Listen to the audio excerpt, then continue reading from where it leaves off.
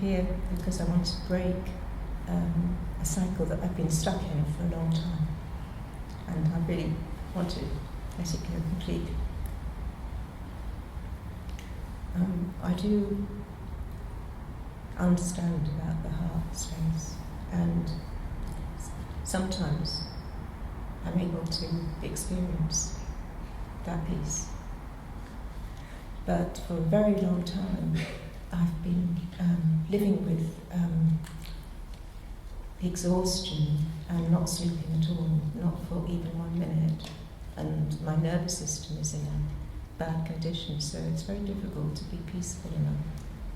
So I know that it comes from my small mind, and my mind is so strong that I haven't been able to, through my small amount of being in my heart space, been able to switch my mind off at night.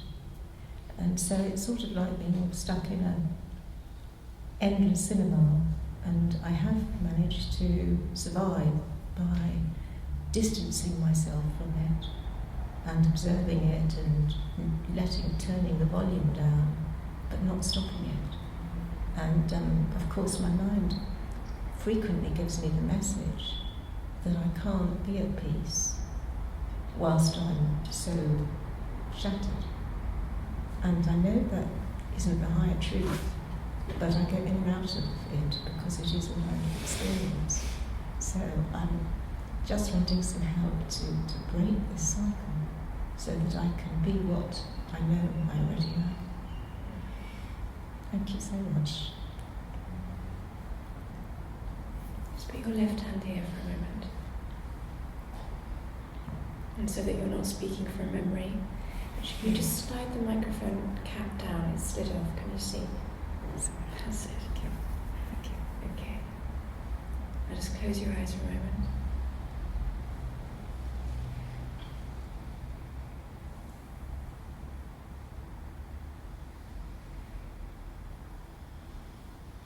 Feel the warmth under the palm.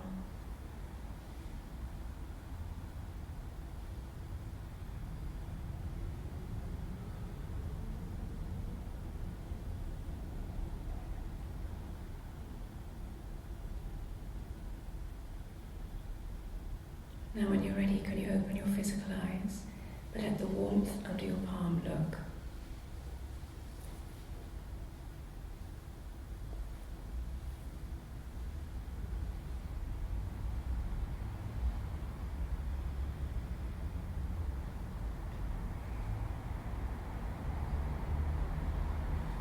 How is it to look from here?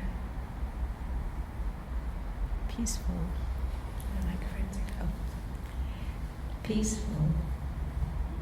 It's peaceful. I've got a lot of heat in my home chest, but it's very peaceful. It takes the strain out of the brain.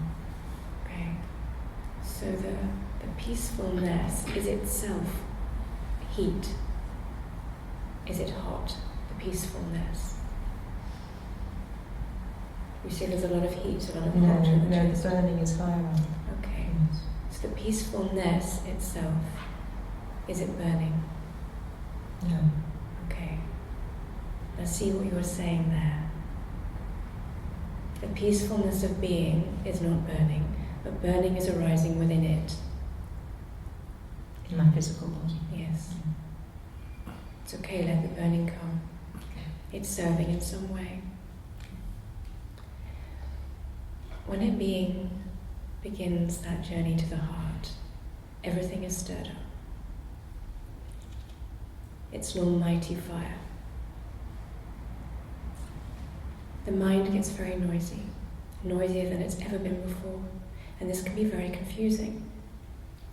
Because the mind also, in its immaturity, is thinking that peace equals having no noise in the mind just yet. It thinks it's an instant switch off. It's not quite the reality. In coming to the heart, you're going to get noisier, messier, more complex seemingly than ever before. An earthquake is going off inside of you and you have to let it do its job.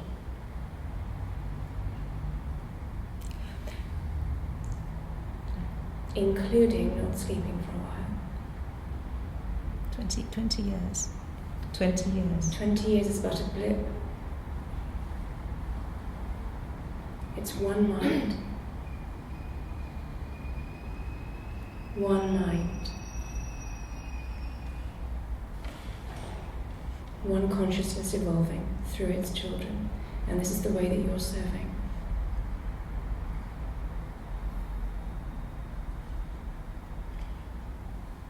It's all right.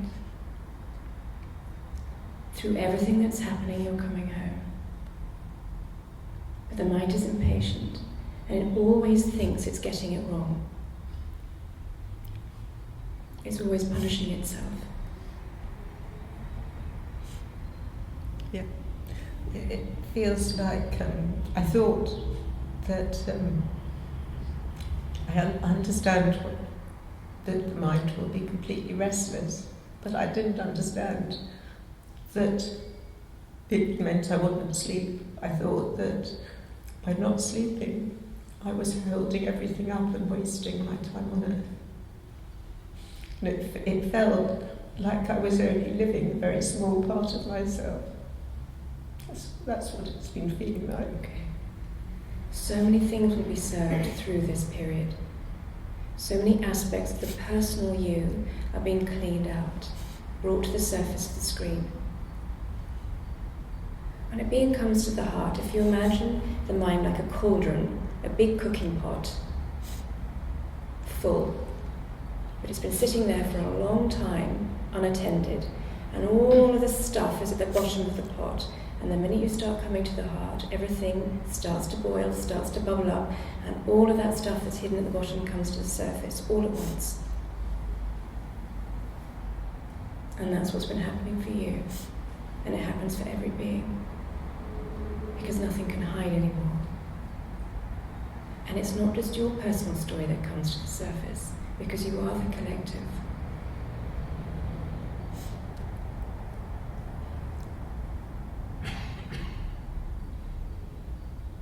The mind feels so exhausted. Let's pull back again, put your hand on your chest, and let's see if you are exhausted. Just close your eyes, let yourself settle back.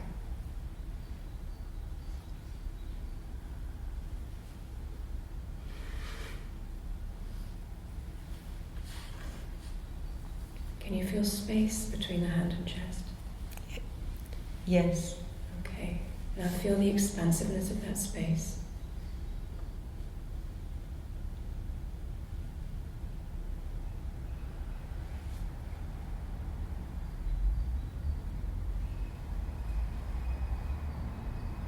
Okay, now let space look.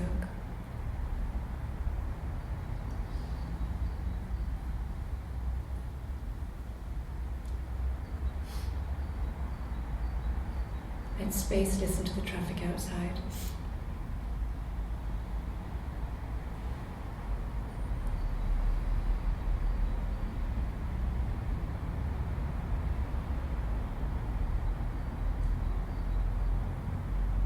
Is that possible? Yes. And how does it feel?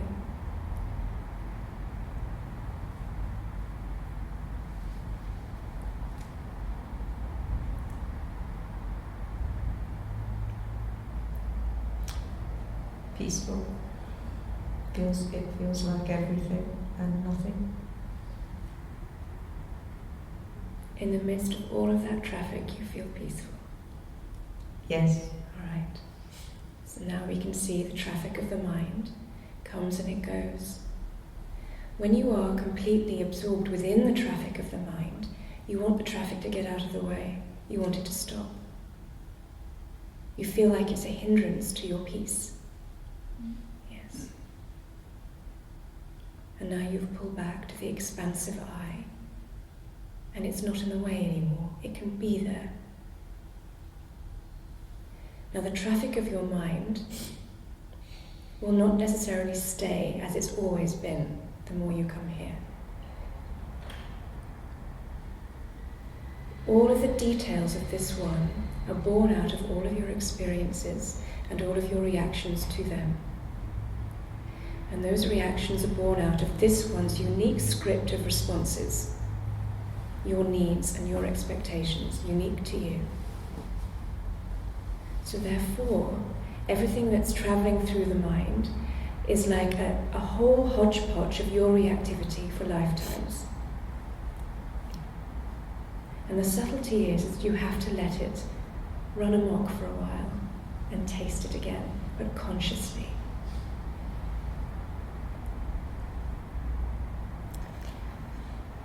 I understand exactly what you're saying. I have to let go of this idea that the exhaustion that was produced, that it has been and continues to be produced, isn't holding me up. And that's been the grief, that by sort of having this chronic exhaustion for so long, that it wasn't serving a purpose, that I'd got caught in a loop, and I was, my small mind was experiencing this feeling of an egg timer running out, and that I wanted to be able to walk in peace on earth. It was a want and a need, I realised, and not just to stay in this struggle for the rest of my time on earth. Yes, but wanting to walk in peace on earth is wanting to stop the traffic so that you can be quiet. Wanting to sleep, not stop the traffic. Wanting to walk in peace on earth is not knowing the peace that contains the earth. Yes. And that's been the journey. This child mind is not all wrong. Yes. It's not completely ignorant. No. It knows that its happiness lies in knowing peace. Yes, exactly. But it's contained it. It's created a relative sense of peace. And then has become very confused because it can't pin that peace down and keep it there. Yes. Right. You had to go through those years of misunderstanding the nature of peace in order to come to know the peace that you are. So nothing is wrong. Yeah. A being has to be pushed to the edge in order to collapse into the heart. Or grace.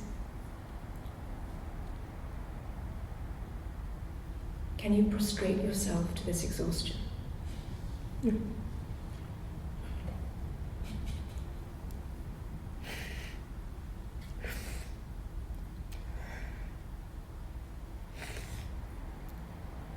It is speaking in such a profound way. Through this one, the collective story is speaking. The exhaustion of not knowing yourself.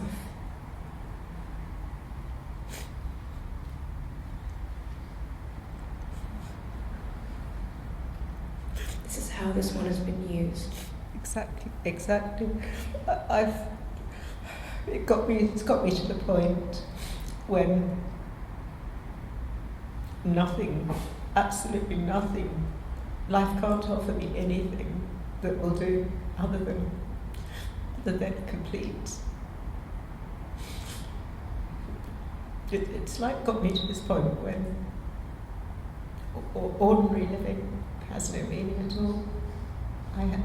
Nothing has any meaning without being peace, being in this space. I feel like that's the only thing that is open for me in life. Maybe that's an illusion. Don't worry about this word illusion.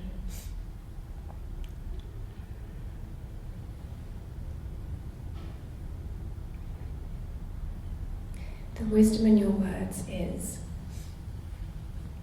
that until you look from here, from the eyes of the heart, you cannot see fully.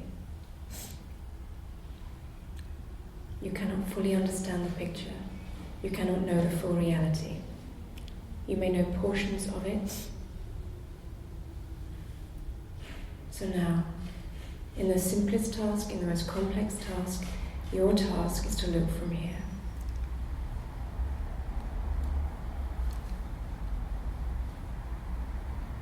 I will. Thank you. Just before you go, just bring yourself back.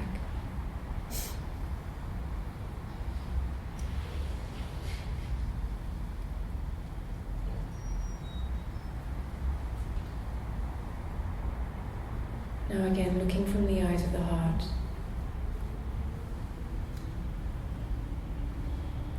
Allow yourself to witness the sensation of touch, looking from the eyes of the heart.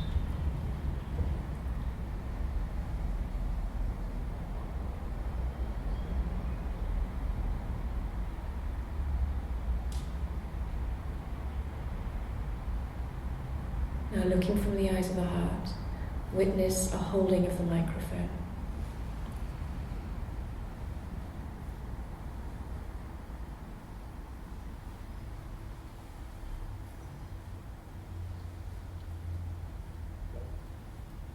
Now looking from the eyes of the heart, feel the presence of all the beings in the room behind you.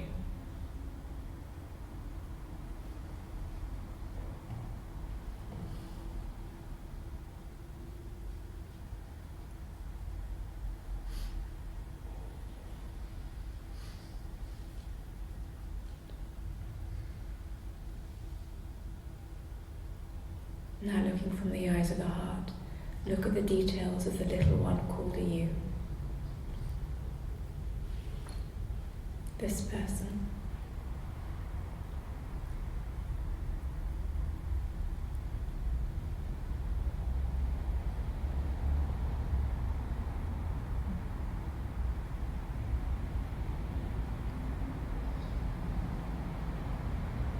It's beautiful.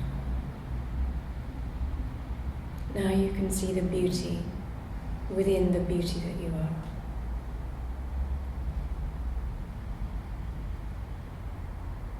Even the beauty of this exhaustion.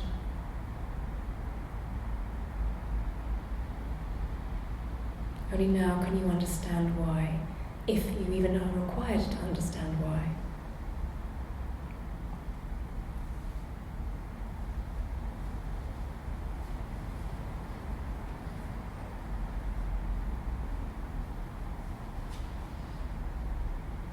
To look from the eyes of the heart is a complete offering of the form to yourself.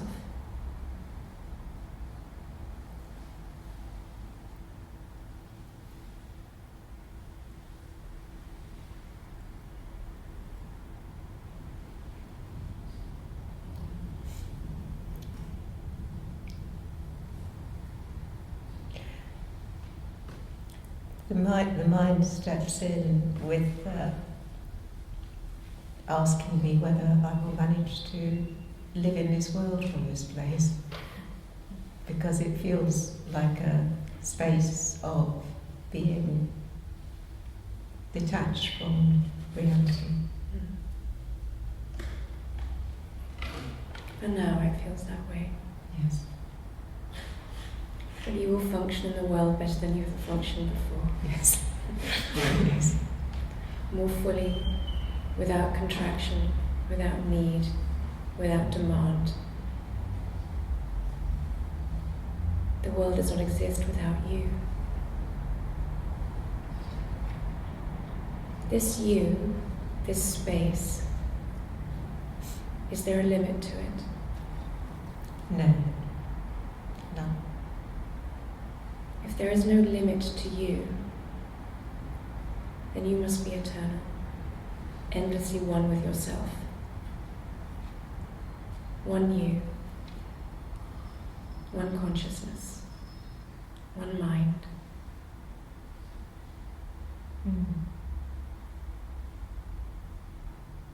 Because I experienced that this space has no form at all, and so it is a oneness, yes. Containing all of the beautiful forms, containing the cinema, as you call it.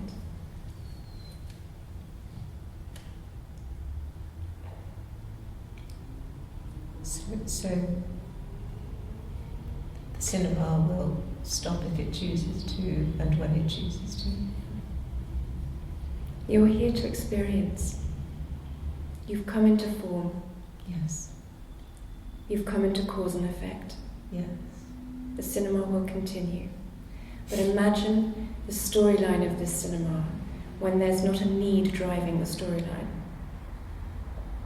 It's love dancing with itself, communing with itself. What's happened in the storyline of this one, of this great plot, is that for a time the characters within the story have forgotten their inherent reality, forgotten the space. They've become consumed in their role. And to forget the love that you are means you thus crave it externally in another one of those roles. And therefore every action is born out of that need. But to know this, to know the completion that you are, is to be beyond all need. Right. I've always known mentally and knowingly the truth, but that's not the same as experiencing it. And I've understood about needing nothing, wanting nothing, but haven't been able to do that. So let's see if you can feel it and know it now. Yes. Looking from here. When you look from the eyes of the heart, is anything missing? No, nothing.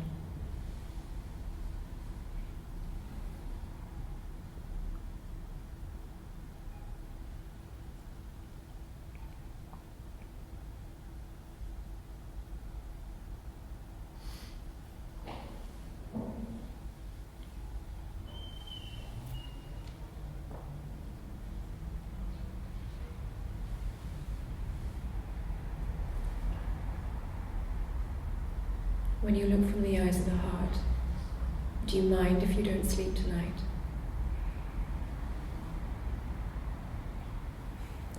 No, but the little me is jumping up and down, trying to get my attention. Sure, it's going to.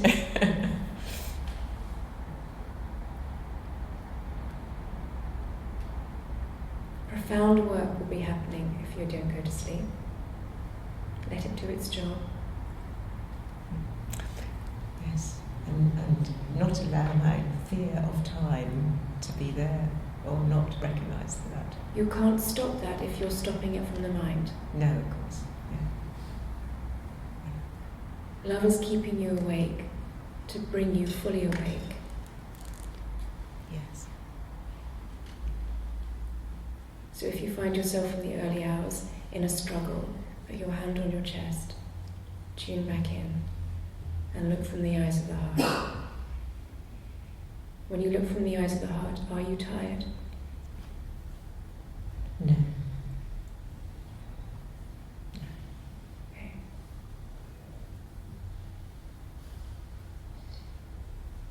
Love holds you, knows you better than you could possibly know yourself, and knows what you need.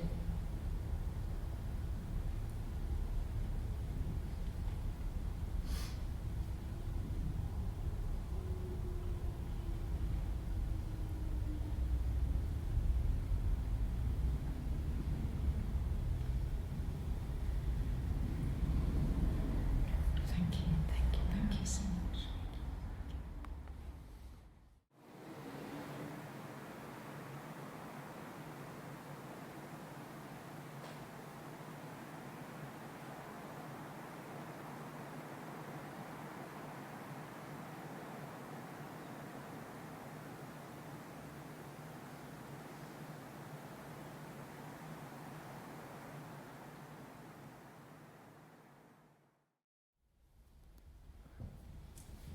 Good morning. Good morning.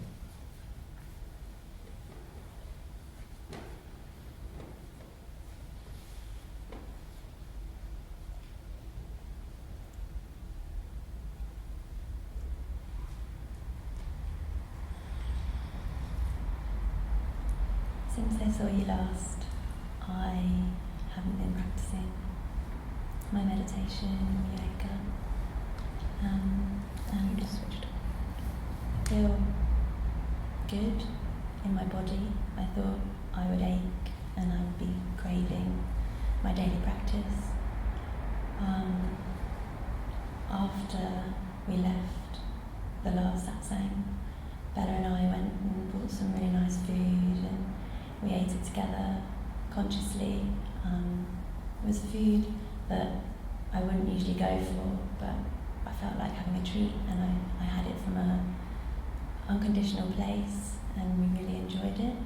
And then the next day my body didn't tolerate it very well and I felt very poorly, and I felt myself going into a process with food.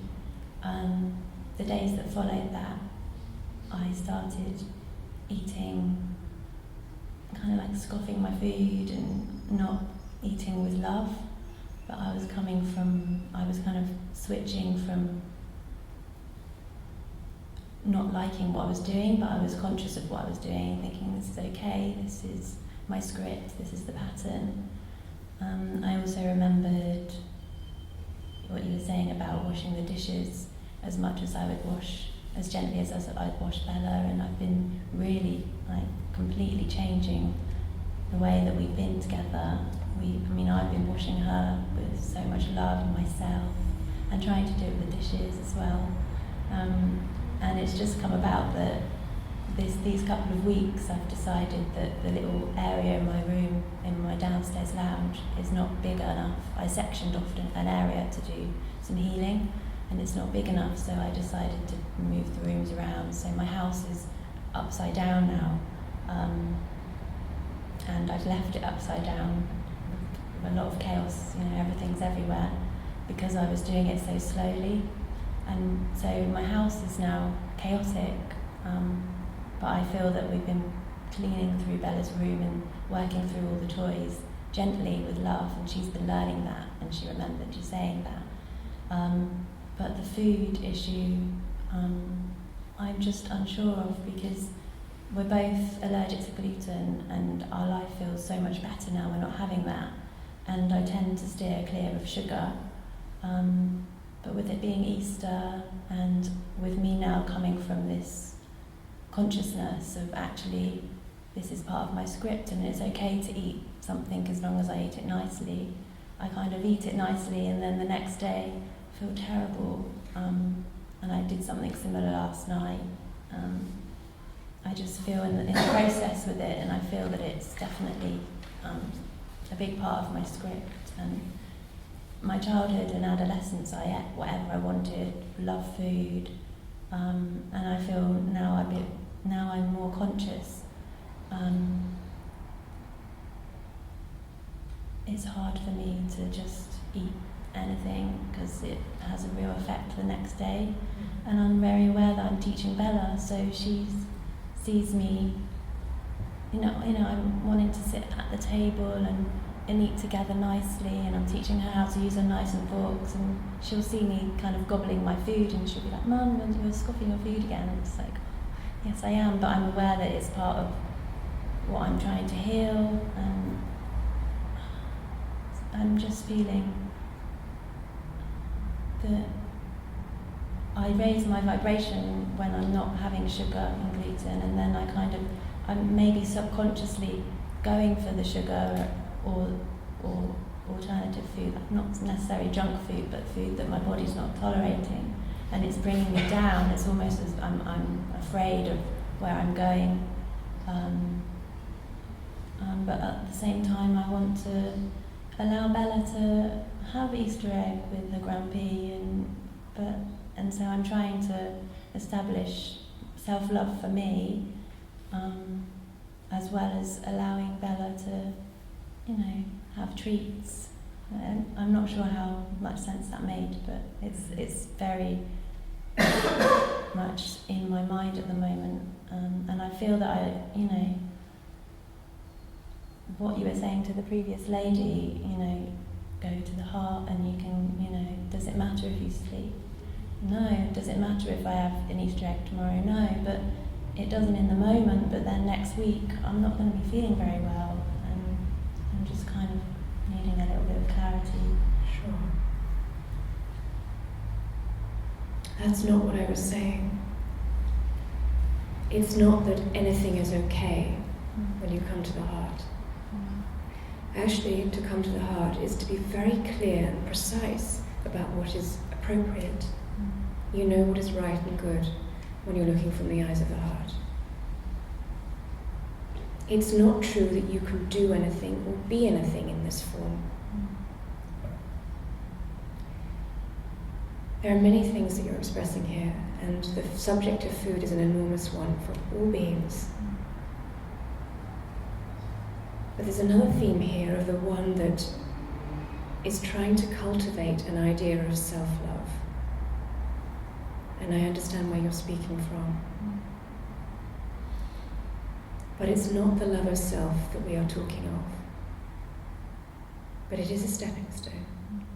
It is a stepping stone to you learning to look after this one in an appropriate way. But let's go to the food issue.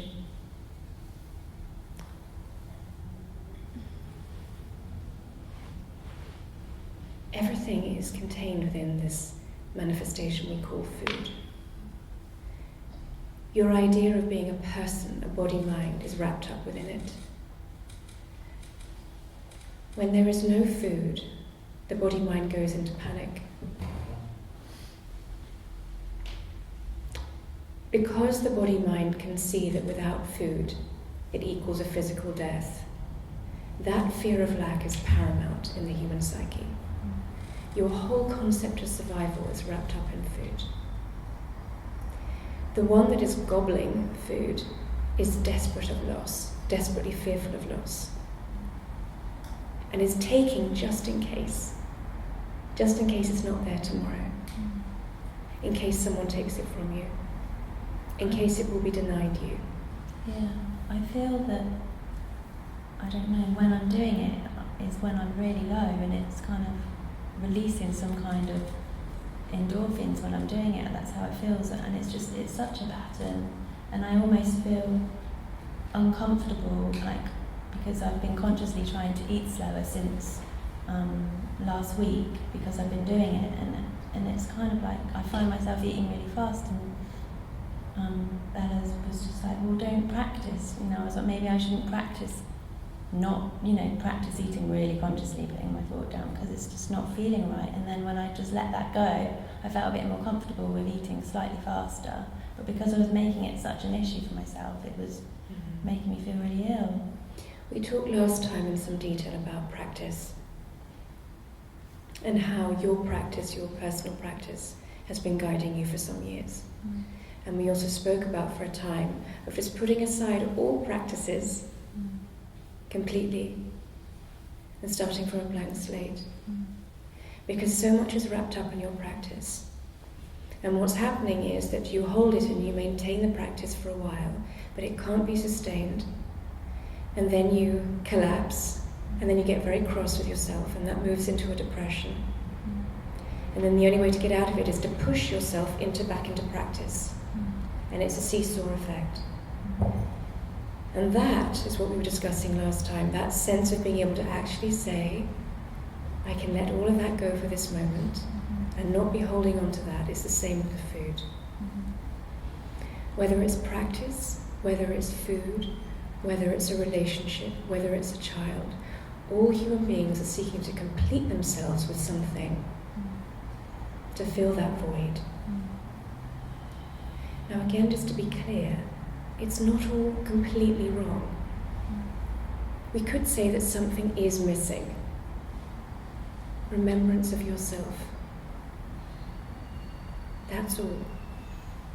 And so that search that you're going on is a holy one, a necessary one, and without it you could not know yourself.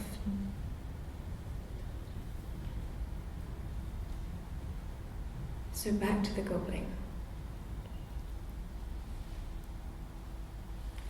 It's also very intimately related to your self-hatred.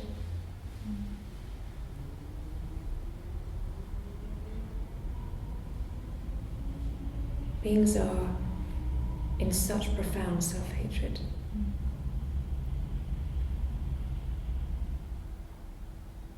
When you're not being the goodness that you are, it hurts like nothing else.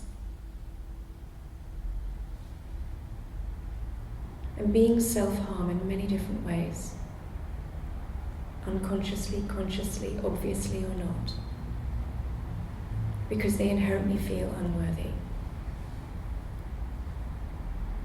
A knowing has come in you that certain things don't suit this form at this time. All you need to do is trust that knowing.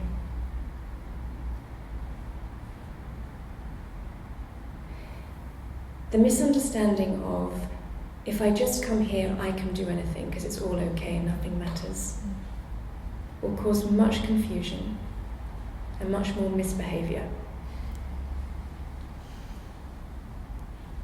No, you can't do anything that you like. You may do what is right, and you can feel the difference. The psyche is also holding on to a sense of self-righteousness. It feels it has a right to have the things that make it feel good. And after all, is not food the most basic requirement? Why should I deny myself that, if it makes me happy in this moment? And this is the rebelliousness that comes out in the child mind. It's okay, let it come up and out. A part of you knew that. Even in your description of the house and the chaos, a part of you realizes that it's a necessary chaos. Everything has to be tipped up and out of the box for a while. To do a sort through, to properly sort through, you have to get messy first. So I'm very happy that you can actually feel that. But again, back to the gobbling. Put your hand on your chest. Okay.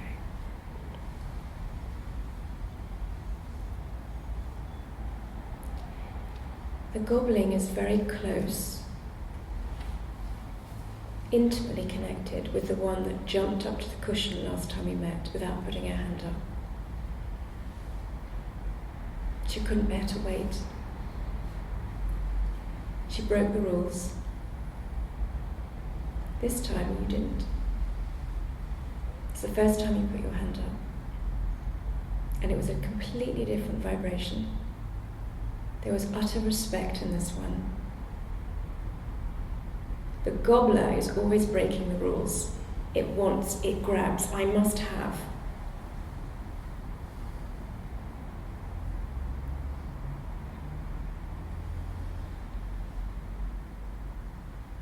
Can you feel as if your eyes are under your palm? Yes. There's just one thing I wanted to say. I feel that this might be relevant, but I feel it is relevant for me. My van has just passed its MOT, and the one thing that it wouldn't go through was the wiring was not quite right, and it was miswired. And I saw that as a symbol from consciousness that actually my brain's not quite wired exactly, well, it's exactly right for this form, for me, and God, Divine, wants me to be in this, but I really feel that my brain is slightly miswired, and actually I hear you with the fact that I didn't put my hand up, but I was aware of it because I reflected on it, and I was like, oh goodness, Anjali said that like every time in the beginning, and it's very clear, but it didn't register in my mind, and I feel that yes, I'm being more respectful because I put my hand up, because it's registered now. But obviously subconsciously the gobbling and the jumping up it's still there. Yes. So, Well, rather than saying wrongly wired, yeah. okay, let's just say that a wiring has come together out of layers of misunderstanding, and that you are going to go through a process of rewiring. But the mind will always interpret what is there as wrong and somehow bad. A child, when it's learning, is not bad when it makes a mistake. It's just learning. And through its so-called mistake, it deepens in its understanding. That's all that's happening.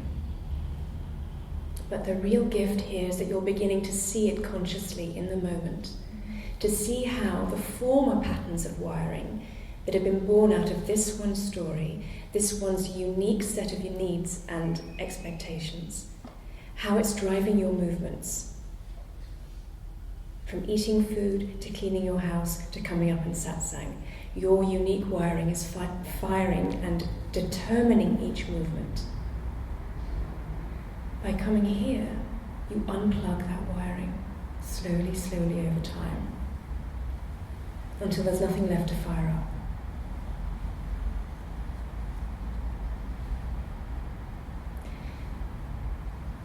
This goes back to then that one who sits at the table and tries to do the right thing with the food. It's part of your rewiring, but it's still not stable in the heart yet. It's a learned way of trying to be good. Okay, that the child mind is trying to be good. It's not wrong. That's your stepping stone to goodness itself. It's a reminder of, I am not being the goodness that I am. But now let's deepen your capacity to be that, not to try to be it, which is what your practices have been thus far. Can you explain that one more time? Sure. Just about the practice, because my brain drifted. Just put your hand on your chest again. Close your eyes.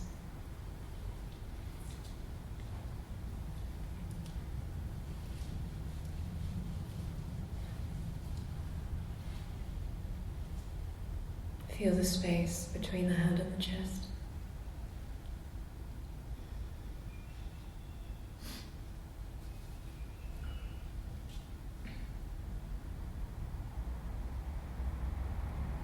Feel the expansiveness of the space of your being.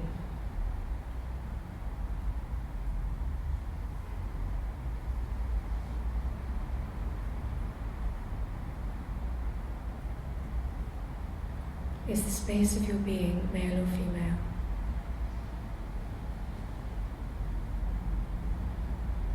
It's not either. It's neither. Okay.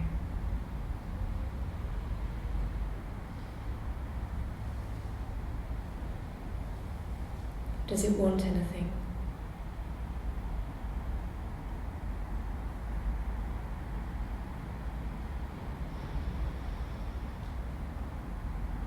No. No.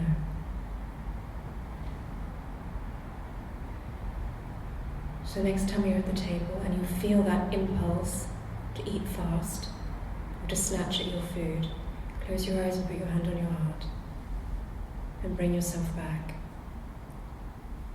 Only the one that's in need will gobble. From here, it is seeing what's appropriate for this form. It is seen too that the form is limited. It can't do everything and have everything.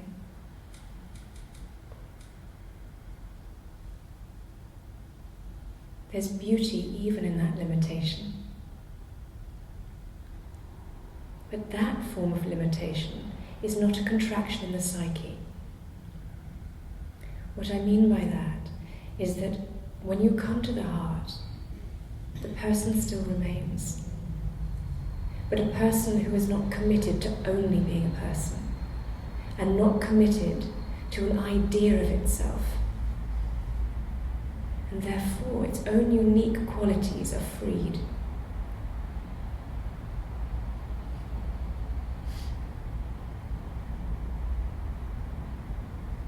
All of the forms within creation have their own unique qualities. That's the joy of mother's children, all shining a light back, but in their own unique way. So allow that for now, this one can't tolerate gluten, this is fine.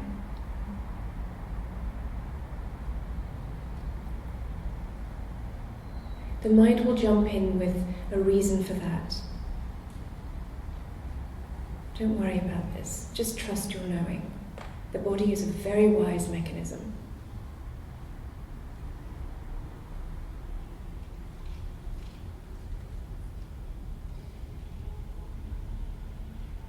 From here, it is seeing what is correct, intuitively. The practices that you were doing before were trying to reach here. And they were necessary and they were beautiful and they played their part. But they couldn't sustain you here because they were efforting. But they were a signpost for you.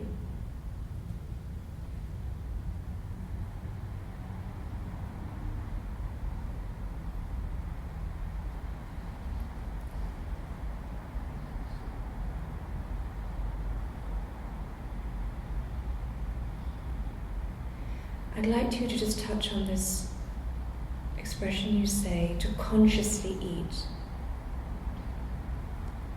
And it's very important what you're articulating. Because again, it's a very necessary phase that many beings must go through, to bring conscious attention to their activities, to slow them down. Yes. Let us say, for example, we're washing the dishes again. And you are going to, historically you've done those dishes, wishing them out of the way, hurriedly, thinking of the next thing to do. A bit of an irritation. Okay. The next stage in your maturity is to consciously bring your focus into the activity itself. Yes. To feel what it feels like to squeeze the sponge, to feel the water on your hands, to feel the heat, to feel the motion, right? Conscious activity. Mindfulness, we could call it. Beautiful. But this too can be deepened to the one that is witnessing all of that movement but is not doing anything at all.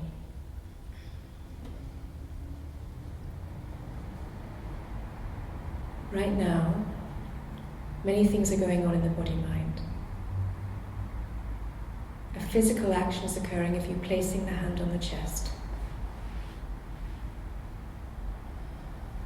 A sensation of touch is felt.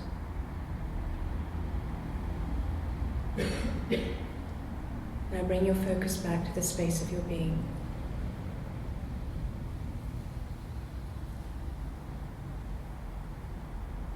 Feel the expansiveness of you, of the you that is neither sex.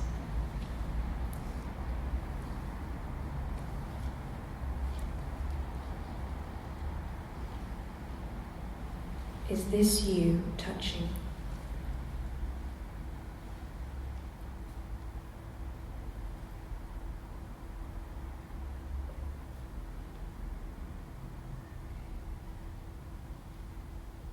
No. No.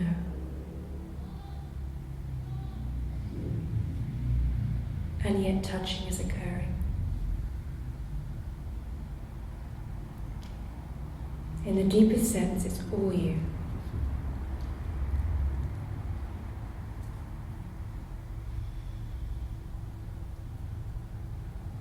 But the I that contains all of the movement is not itself moving. And yet it too is the movement.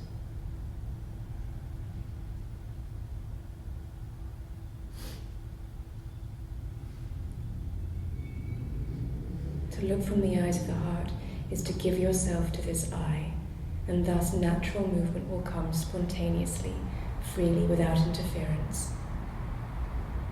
You'll have no choice about it.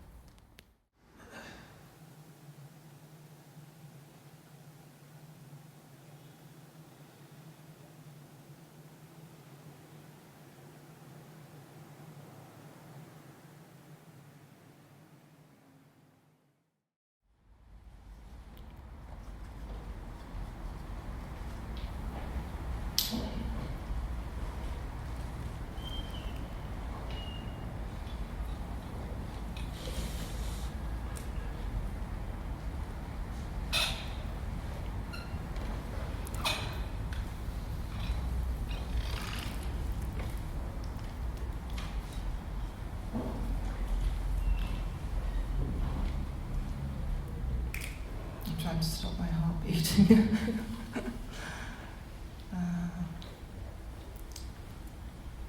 It's just been a really sort of strange experience meeting you this time. A lot has come up since yesterday.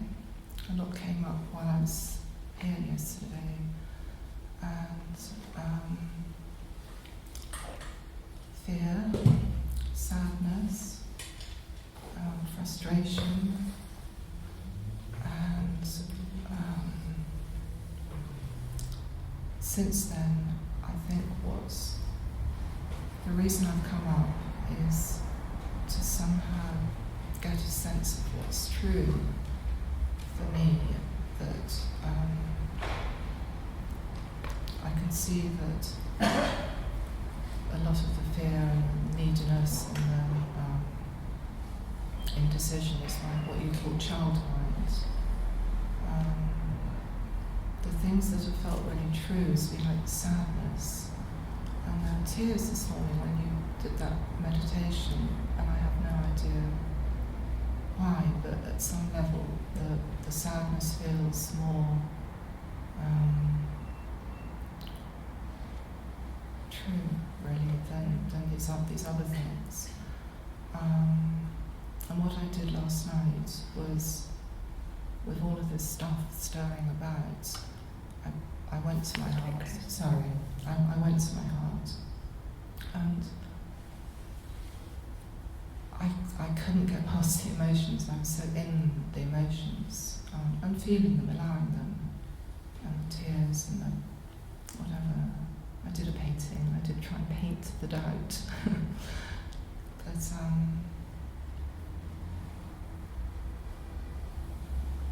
yeah, I heard what you said yesterday about the mind can't surrender, and I think that at some level I want to let go, and yeah, I'm feeling in a muddle.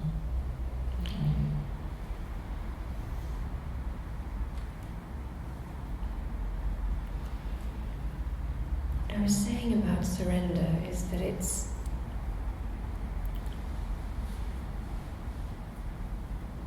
the natural consequence of being heart-centered.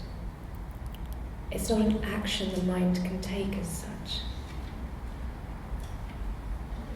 It's that complete relinquishment that happens spontaneously. You have no choice about it. It's hands at the feet of that. I'm all yours. This we can call surrender.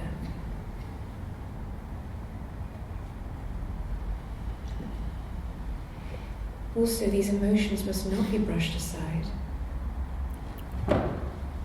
So I'm glad you felt them, but you said you couldn't brush them aside, you couldn't. That's not the point. They must be listened to.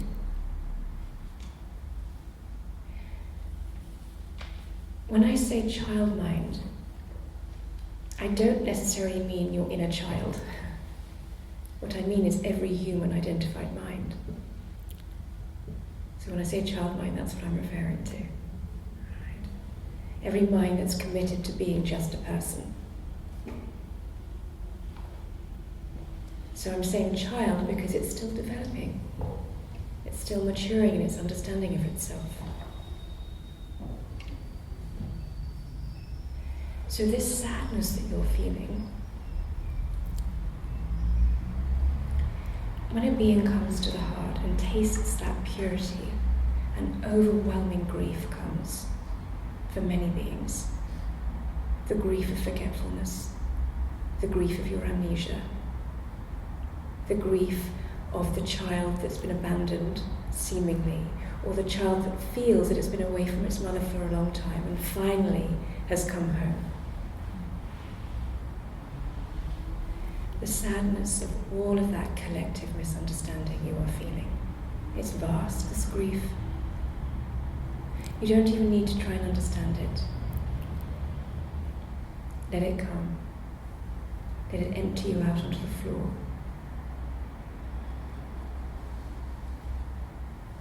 They're not just your tears. But yes, it can be very confusing. But only if you're trying to understand. And I think at some level, because of what opened up, coming to see you last year, that my heart completely opened. It was sort of beyond anything I'd experienced. And, you know, I don't want to say it, but I will say it, that my fear is that I'm losing it. Mm-hmm. It's not true, I'm sure, I know it's not true, but, and I know that if I hold on to this, if I try and hold on to whatever, it'll go. And it's almost like there's this battle going on to the known, saying, everything's fine, it's safe, it's, you know, it's all right. And it's the other bit wanting to understand, and I think when I lose this sense, then I feel really alone. Yes. Really alone. So you lose the sense, but you don't lose you. You cannot come and go. You are that which does not come and go.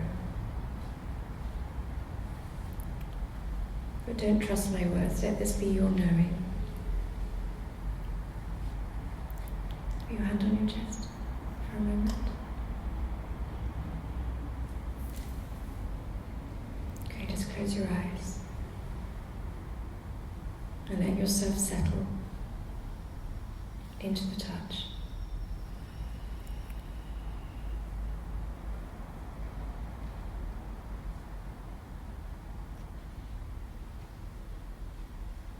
Feel the warmth of the palm.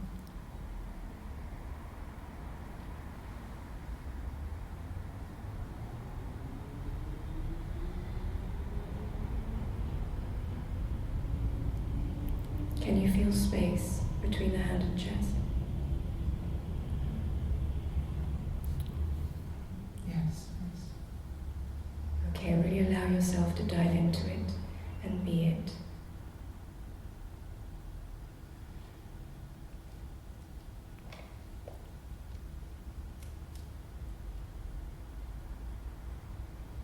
Is the space of your being contained between hand and chest?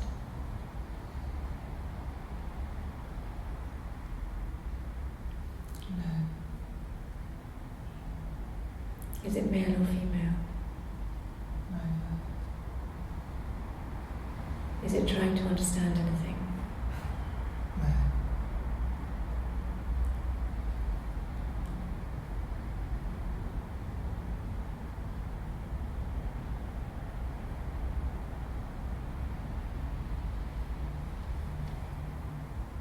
When you say that last year was a huge heart opening, what you mean is it was a full recognition of yourself.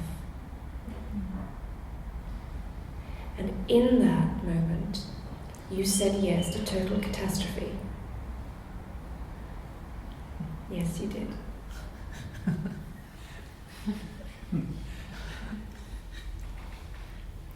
That's the deal, I'm afraid. To come to the heart is to be willing to be toppled. Divine destruction.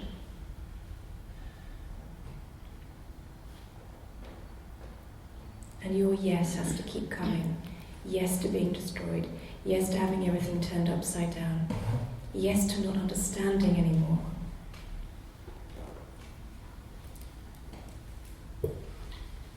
How can I show myself compassion when I'm going through this? I think that's Yes. what I found out. There will be periods of time when it's so noisy you just have to be in it. But you have your anchor, you have your base. Despite all of that, you came here. A deeper knowing says, I know purity. I'm in love with love.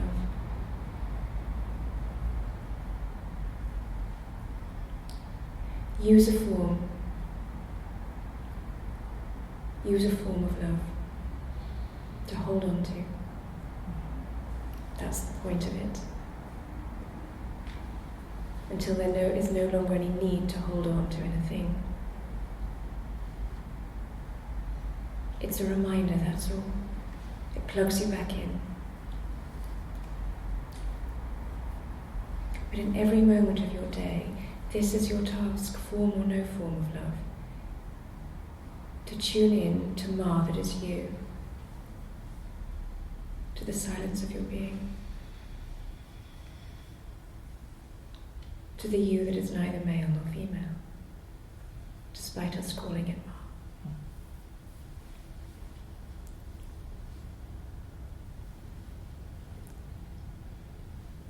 Allow too that there are going to be moments that feel without compassion, that feel very dark. It's all right. As I said before, beings have to be pushed to the edge. You have to taste all of these possibilities of creation to be the compassion that you are.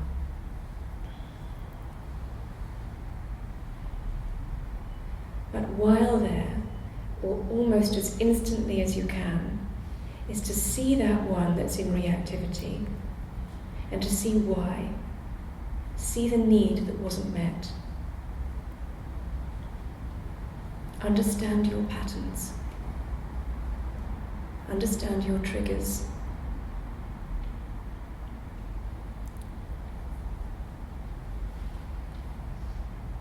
If you were about to take on a role in a play as an actor, you would study your character. You would understand all of their motivations. You wouldn't be able to play them otherwise. And that is what you have to do for yourself. And that may seem strange, but in fact, there are motivations that you have that are completely unconscious. Your behavior patterns. And what's happening now is that they're becoming very, very noisy so that they can be listened to and you can really bring them into your attention. And then what do I do with them?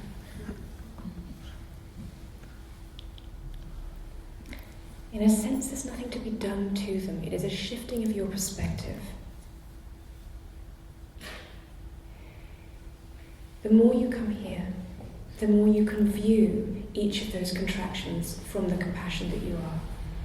This is the parent, your deepest wisdom, viewing this child mind that's in a contraction about something, that's fearing something. Yes. The child mind is permanently in a state of fear.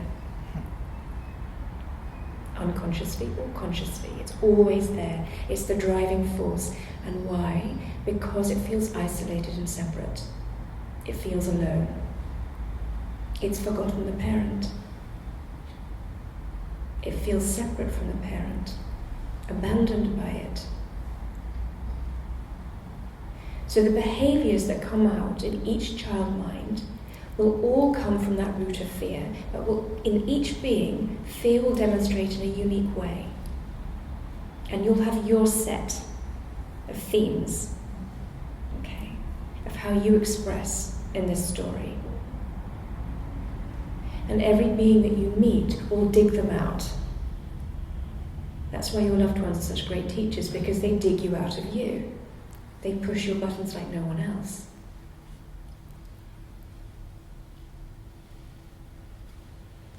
So when something arises, okay, for the moment it may be you just have to be in that burn, but almost instantly you've got a little bit of space, a chink, is to pull back and view that burn and see what happened there.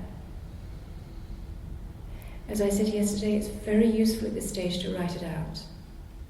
No, I did that this morning, actually. Good. And to be honest, after that, and I cried, I was able to just be. I mean, what I've sort of held on to this last day, a couple of days, is that when I first met you, I didn't do anything. I didn't need to do anything. What happened, happened. I came, and that was it. And in a way, that for me is a great reminder that I don't need to be proving myself or being good enough to do this or when I'm feeling Get closer. when I'm feeling the space around me. Quite often I don't, but I do find edges, and I can judge that. So for me just to let all of that go and just be as I am now, it's all right. Yeah. Yes, I understand. For many beings, when love comes, it comes seemingly out of the blue and knocks you over the head and opens you up, as you say, like never before. And in a way, it felt like you didn't have to do anything for that moment to have arrived. In fact, many things are going on for that moment to have arrived. All of the details of your story, every single moment has led to that moment.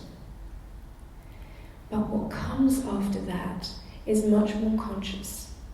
And in a way, we have to say more active.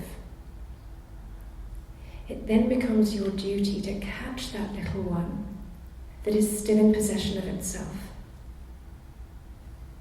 that still wants to live its life, that still has opinions about everything.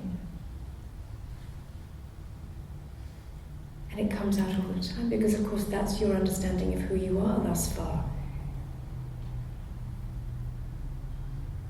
So what comes after that first seeing is a detailed dissection of yourself, of the personal self.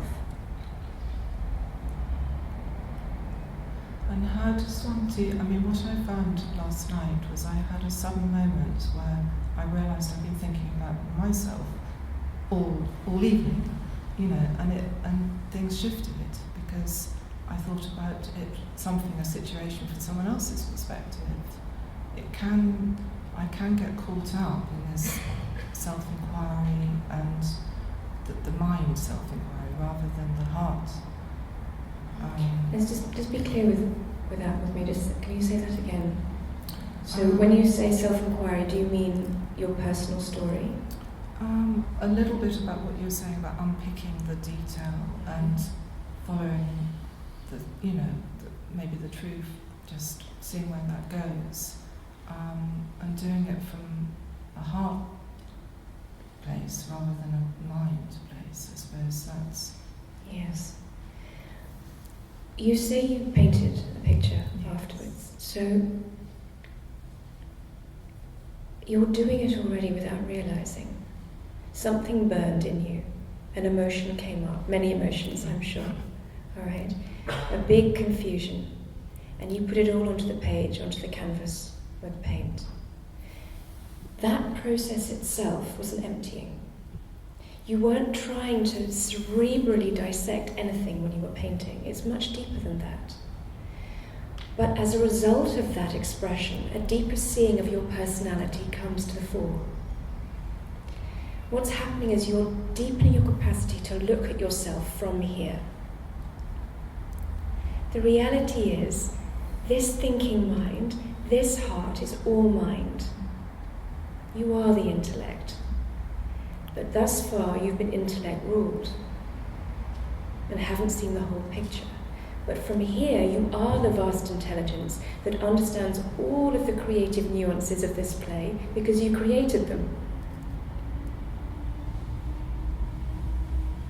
Don't worry at this stage is this my mind dissecting? What matters for you at this point is that you're diving into the soup and you're looking at all the ingredients that make up this character.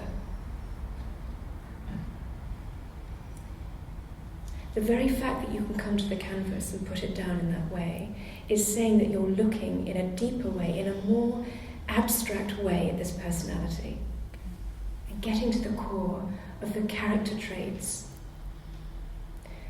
The core of the traits is the forgetting of the self. And now you're getting into the detail.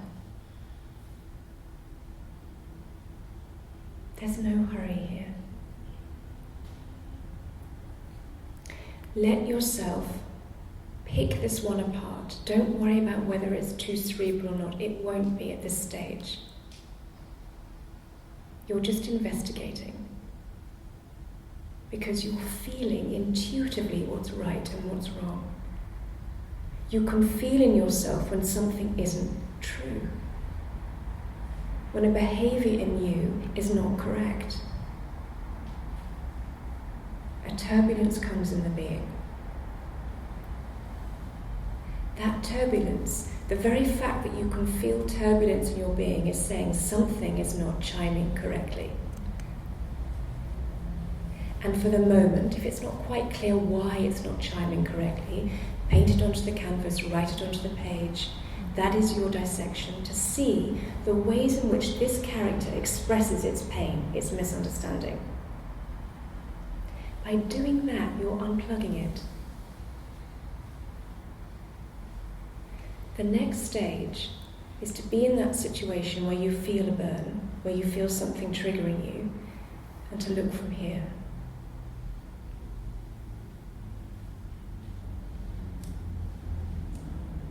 To see if this is triggered.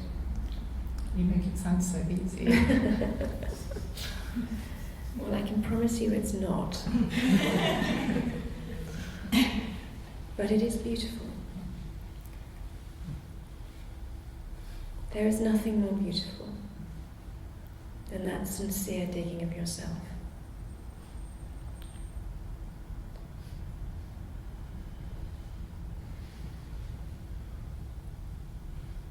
That is the clearing of your screen, if you like, so that you can see fully yourself. It's all right if for a moment you feel completely self-absorbed. It won't last. For a moment, this psyche has to be your full focus. And as you're doing that, you'll also be embracing all the other psyches within creation.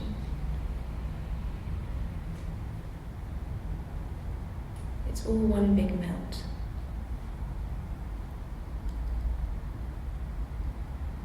But the melt can only occur because you're plugging yourself back in to the deeper I. You're not trying to be compassionate. You are that compassion. You say, how can I be compassionate with myself when I'm burning?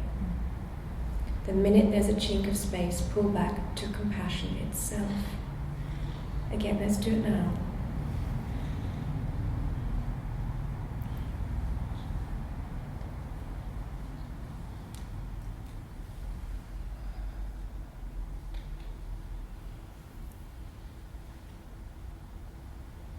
And when you feel the space between hand and chest,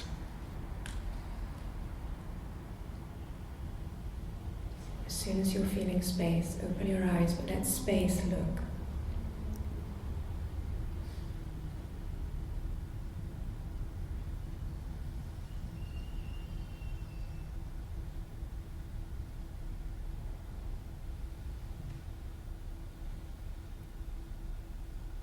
Let space look. Don't try and be space, close your eyes again.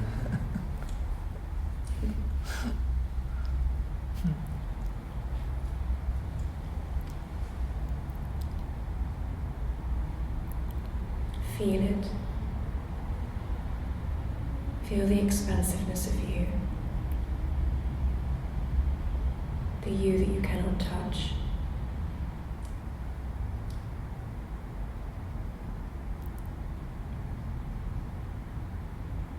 The you that is going beyond your body.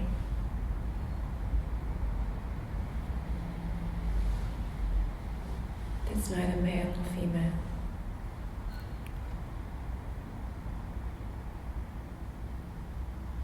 The you that is compassion.